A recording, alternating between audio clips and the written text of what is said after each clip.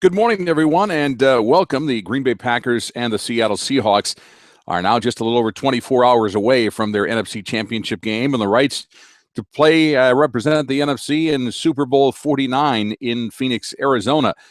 The Packers boarded the plane early, left for Seattle yesterday. They will work out indoors today at an indoor facility.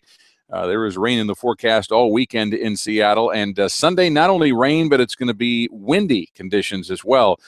Should be interesting to see the game plans for these two teams with those conditions. One would assume that both teams with strong running games and strong running backs would certainly focus on the running game. The Packers obviously don't have a running quarterback at this point in time with Aaron Rodgers, but Russell Wilson is a dangerous weapon.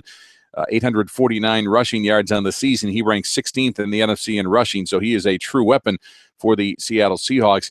In my opinion, the Packers, certainly they need to worry about Marshawn Lynch, but Russell Wilson is number one in terms of the factor for Seattle offensively and what the Packers are going to have to do defensively to have a shot to win this football game. They've got to stop Russell Wilson. They've got to stop the running portion, which means some extreme discipline. The ends have to get up the field. They need to turn him in, make sure he doesn't get to the outside. His ability to run, he likes the bootleg plays and is very good at them. How disciplined can the Packers defense be? We've talked to players all week long. His patented pump fake, where he fakes the pass and then keeps the ball and runs. And talked to players all week long about that pump fake. And Clay Matthews says it's a matter of not leaving your feet. Don't jump. He says if you leave your feet, he'll run right by you.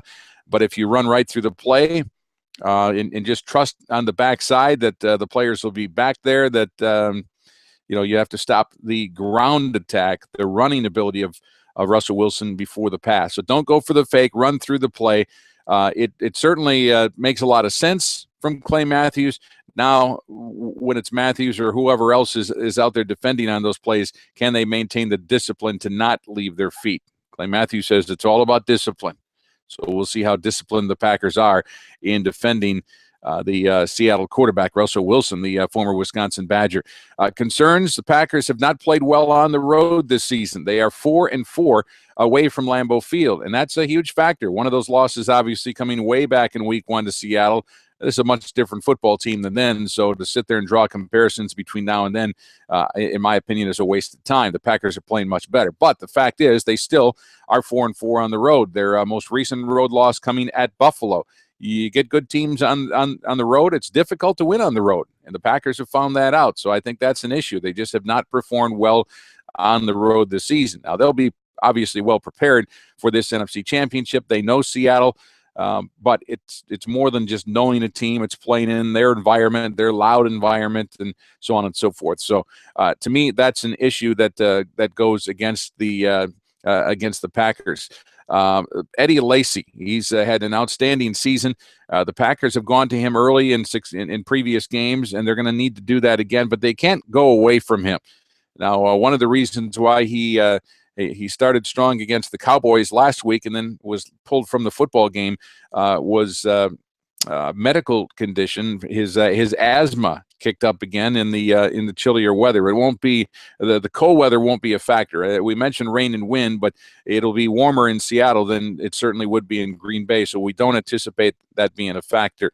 Lacy is hot. He's got that spin move down again, but he has coughed up the football a couple of times in recent weeks. So that's one thing. The Packers have turned it over at a franchise low at this point now. They have 13 turnovers, and that's the best that they have had. And 14, I believe, is the previous low. So they beat that by one. So they've done a great job of not turning the football over. That has to be a focal point. The other area of concern, in my opinion, is special teams. It didn't rear its ugly head last week, but it has many times this season. Remember in the Seattle-Carolina game, and we saw Cam Chancellor leap the offensive line on field goals, and if that happens to the Green Bay Packers, look out. The good thing about that scenario is the fact that they showed it in the Carolina game, so the Packers should be ready for it. They have that on tape. They practiced against it, and it shouldn't be a major issue. But we're talking about the very athletic player that times the snap, and Packers are going to have to make sure that they have whatever their snap count is, or however they do things, they have to alter it so that Seattle can't peg the snap. Because if they do that, it might mean trouble. But if you can throw them off, it might mean you draw a penalty and perhaps a first down and give the ball back to Aaron Rodgers in the offense. So just another thought on special teams. The Packers are going to have to be strong there. Basically, for the Packers to go on the road and have a chance to win this football game with a quarterback that has a bad calf, is not going to be super mobile against this Seattle defense, which is a good one. They're going to have to be perfect. They have to be perfect on offense. They have to be perfect on defense. And they certainly have to be perfect on special teams. Can they get it done on the road? Well, let's hope so. But you're not going to see me. If I had to lay money on it, I certainly wouldn't lay money on the Green Bay Packers on the road. My final score, Green Bay falling to Seattle 23-17. Let's hope I'm wrong. Let's hope for a Packers victory and a trip to the Super Bowl in 2 weeks in Arizona.